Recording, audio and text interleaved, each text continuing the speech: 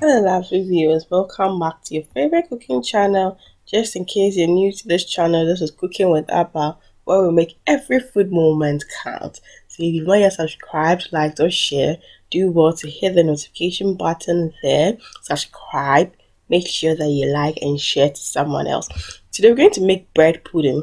Just in case you have some old bread in the fridge or some bread which is drying up in the fridge, this is that perfect recipe to do with your bread. Resurrect your bread in style and flavor. So yes, this is bread pudding and it's very simple and easy to make at home. Yes, and it's always good to also recycle. Let me say, but this is recycling. So this is one simple bread recipe you need to learn in the house. So yes, this is bread. And usually you don't need fresh bread. You can just let your bread rest over maybe like 2 days or a day or something. But it's always perfect. Like when your bread has been in the fridge for a while and the inside is all dried up and all those ones, it's perfect for it. Then you need milk, of course. The milk is going to add in that, sweet stuff to it. So you need your egg, your sugar, and essence, any essence of your choice. Yes, and then cheese, the cheese of your preference.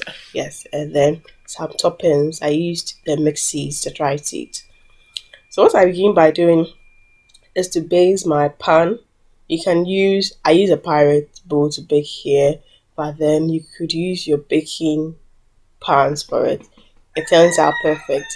Make sure that you grease it up, and then what you do is to put in your bread and you be putting in the cheese in between. Yes, or you could just leave the cheese on top, but I think in between works perfect. As you're laying the bread, you layer in the cheese as well, and then in a separate bowl, what you want to do is to mix your wet ingredients. So your egg goes in, then you just add the sugar, you add the essence to it, and your milk. Yes. If you want to add anything else like cinnamon or nutmeg, you are free to do. Then you just whisk it just to bring everything together. You want the sugar at the base to melt. You want the milk and egg and everything to mix perfectly. Then you pour it over your bread.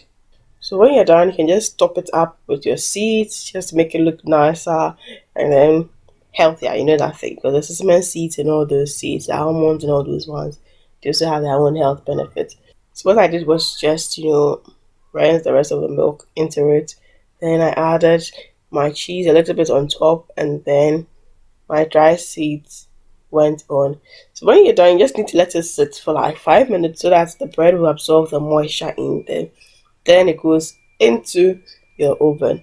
If you don't let it sit, the bread will not really absorb much of it, but you want it to absorb before it goes into your oven. And then once this goes into your oven, within 20 to 30 minutes, it should be done. Like I always say, preheat your oven at a high heat, like 270, and then once it goes in, minimize it to 180, and then you're good to go. So yes, I was baking some cakes and some cookies alongside, and you have all of them on this channel. So you can look out for the other pastry recipes you could be doing at home. Yes. And once it's done, just remove it and you can cut it into slices. And this is perfect for any time of the day. Whether I want to snack on it, whether I want to use it for breakfast, it's always tasty and it's always nice. So give your bread a wonderful, twist in the kitchen from the fridge. You know that thing. And let your children and your little ones and the family and your loved ones smile at you and say, wow. So till I see you in the next food video, live life to the fullest. Be merry, be joyous, and lots of love. Ah.